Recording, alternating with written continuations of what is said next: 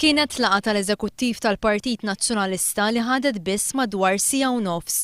Fil-laqgħa ta' 2 filgħaxija l-Eżekuttiv tal-Partit Nazzjonalista ddiskuta t-talba li jagħmel id-deputat Franco De Bono biex tkun irtirata l-kundanna fil-konfront tiegħu u biex tiġi rtirata wkoll id-deċiżjoni li ma jitħallix jikkontesta l-elezzjoni ġenerali li ġejja f'isem il-Partit Nazzjonalista. Talbiet ta' Franco De Bono li iżda l-Eżekuttiv tal-Partit Nazzjonalista ma laqax. F'kummenti wara l-laqgħa l-Prim Ministru Lorenz Gonzi iġġustifika d-deċiżjoni tal-Eżekuttiv Nazzjonalista u qal li huwa inaċċettabbli li Franco De Bono ivvota favur li Carme Mifsud Bonnici jitneħħa mill-Ministru. Għaldaqstant saħaq Lorenz Gonzi, l-Eżekuttiv tal-Partit Nazzjonalista kellu kull dritt li jiddeċiedi li jkundanna lil Franco De Bono.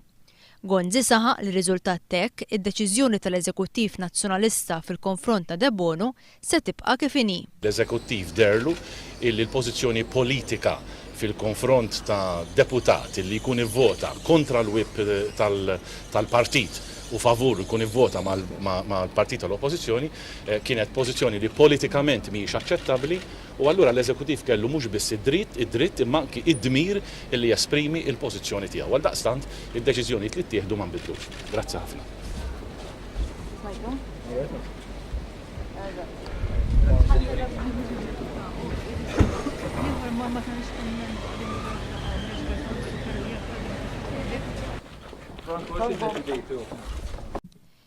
Min-naħa tiegħu Franco De Bono fit-tmiem il-laqgħa ma ta' ebda kumment lill-midja. Intant f'kummenti fil-blog tiegħu ftit ħin wara li ntemmet il-laqgħa, Franco De Bono kiteb li jħoss qafsa ta' qalb meta jkollu jħallas għall-iżbalji ta' Austin Gatt tal-Arriva u tal-BWSC u għall-iżbalji ta' Carme Mifsud Bonnici għad-diżastru fil-ħabs, fil-qrati, fil-pulizija u fl-immigrazzjoni. De Bono żied li huwa gburi li waqaf u rreżista l-arroganza ta' ċerti politiċi li jaħsbu li huma l fuq mill-liġi. De Bono qal li deputat mhuwiex delegat tal-partit iżda rappreżentant tal-poplu elett f'isem partit u li l-lealtà lejn il-partit mhijiex għodda biex ministri arroganti jistrieħu fuq sħabhom biex jgħaddu bħal romblhom minn fuq kulħadd.